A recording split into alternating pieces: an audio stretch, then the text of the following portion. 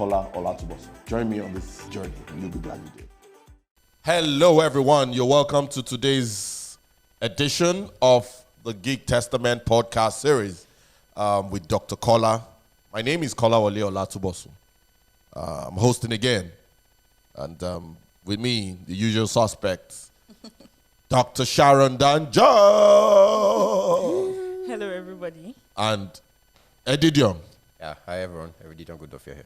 Yeah, Edidion Udofia is the tallest person south of the Niger. Don't let the sitting down deceive you. Am I? All right. So today's topic is one topic that is really dear to my heart because it explains everything. Remember, I don't know if you've seen this book, The Geek Testament. This is the Geek Testament. And but beyond the book, let's just talk. Incidentally, the topic for today is the first chapter in the book.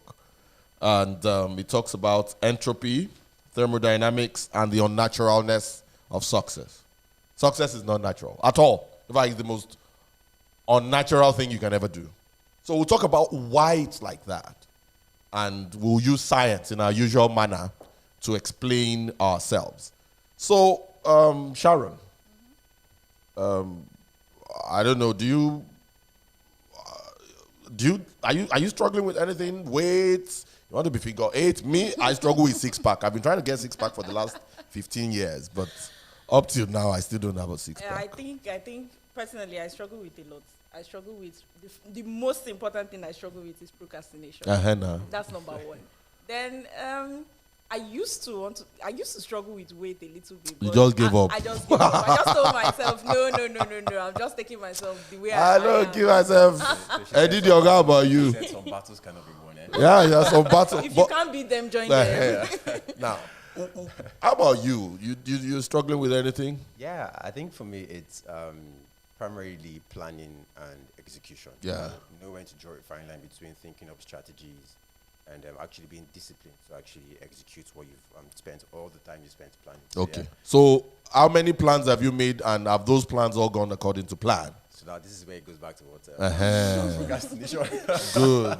I think a lot of people suffer from procrastination than they even admit.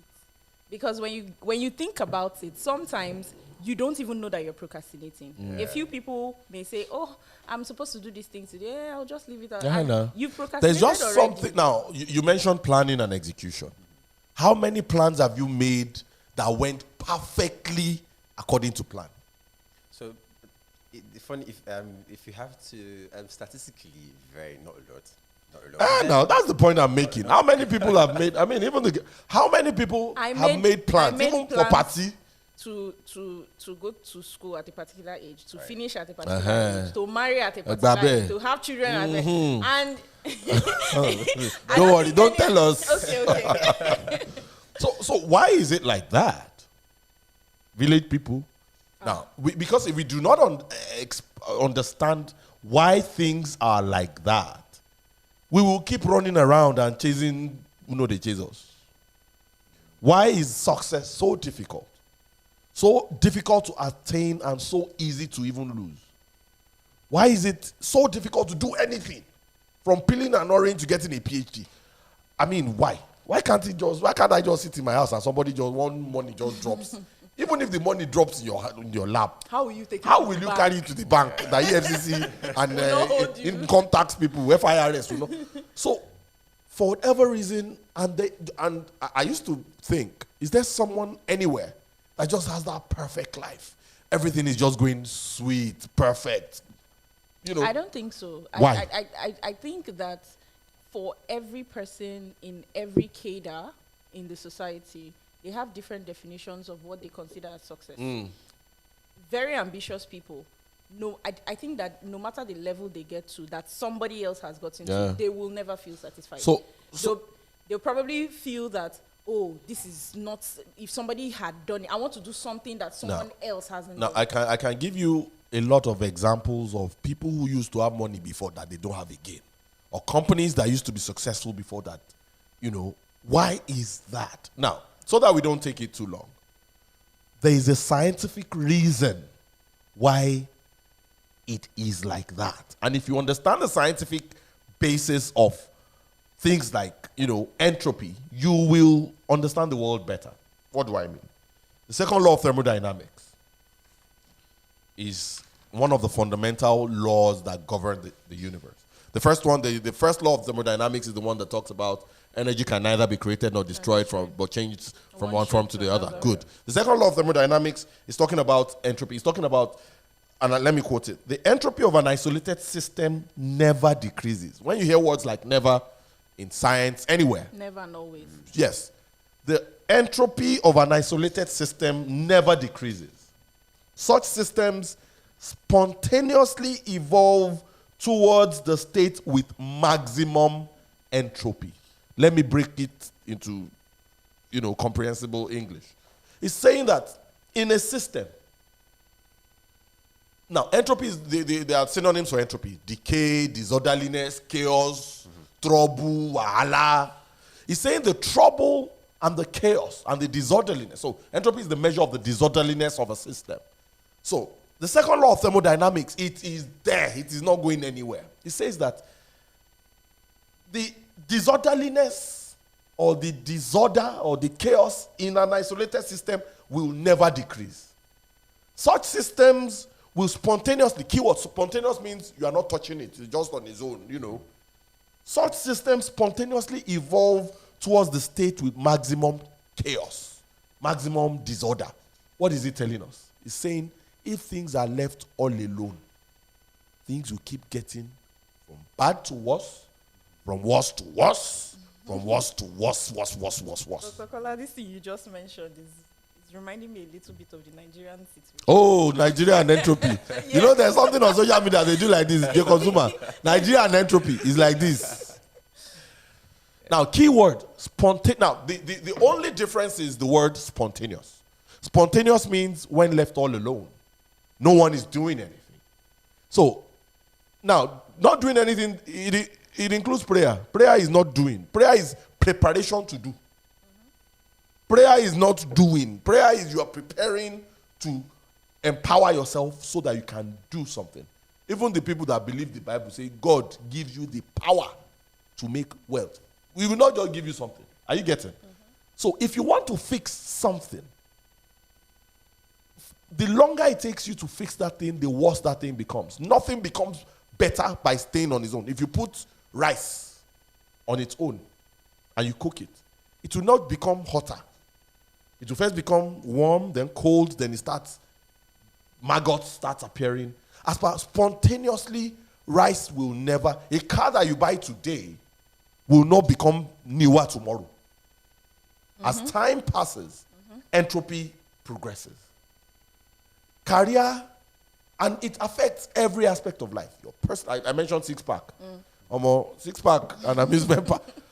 Entropy, the easiest thing to do in the world is just sit down, press phone, and before you know, you have amusement park.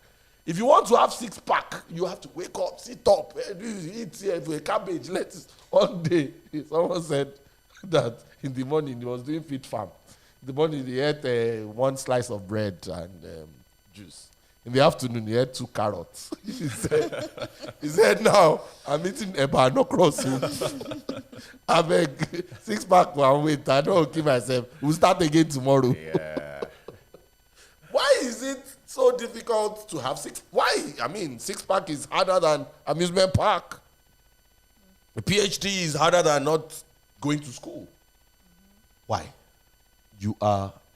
Order is, the default setting of the earth, of the universe. Disorder, yeah. Pardon me. Yeah. And we have evidence in science and even the people, all the creation stories. If you want to create anything, whether you want to create the earth or you want to create a pot of soup, it starts, the default setting is chaos. You now have the creative process to bring order from chaos. Even if God can undergo entropy, who born monkey? Who born you? Are you getting me? For those that believe in the Bible, I believe in the Bible. I also believe in Oduifa, by the way. It says in the beginning, God made heaven and earth and stuff. By verse 2, you say the world became void and formless. Formless is disorder. Formless is entropy. By Genesis Genesis chapter 1, verse 2, we're already seeing entropy.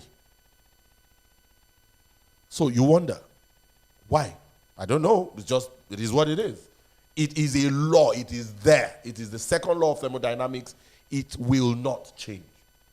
So if you want to find out why there's so much chaos and why failure is so easy and why chaos is so easy and why chaos never changes, except it is an active process, that is the reason. Incidentally, chaos and order are interchangeable. But the difference is this. For order to become chaos, that one is along the grain of the universe. It's just normal. It's like going down. That's why water does not flow uphill. That's why to go downhill is the easiest thing. You don't even have to push the car. The car will go by itself. So to go up is the one that is tough. But to go down, easy.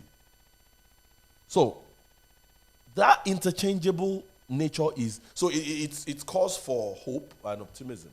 That means chaos can become order. But order can also become chaos. Yeah. And when I'm talking about this in any situation, whether it's a marriage, whether it's a business, whether it's a country, Nigeria, Africa, black people, America, China. China that is orderly today can become anarchy tomorrow. Africa that is crazy today can become orderly tomorrow. But for order to become chaos, very easy. You don't have to do anything. For chaos to become more chaos, in fact, just go and sleep. But for chaos to become order, it requires conscious and deliberate effort. So you're praying for Nigeria to be better.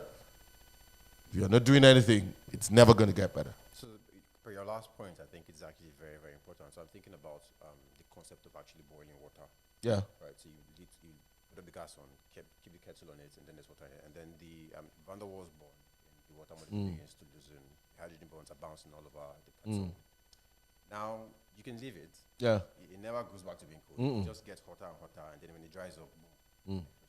But now when you take it off the cooker, using the gas, you control it. So it's just the thing with chaos to order. So you see from chaos with all the hydrogen molecules bouncing off the walls of the container of that isolated system, chaos continues. Yeah. But then you control it when you put it in the flask to keep it warm. Good. Keyword control. Yeah. You have to, it's an active order. In fact, chaos is so ingrained in nature that anywhere you see trees planted in a straight line, it's somebody that planted it. You will never see trees in a straight line in the forest. If you call 100 people and you say, come, they will never march in a straight line. If they are marching in a straight line, that means they're probably they've taken military training. Things happen and things get worse. You have an understanding that if you don't do anything to this, it will get worse. That's why maintenance culture comes in.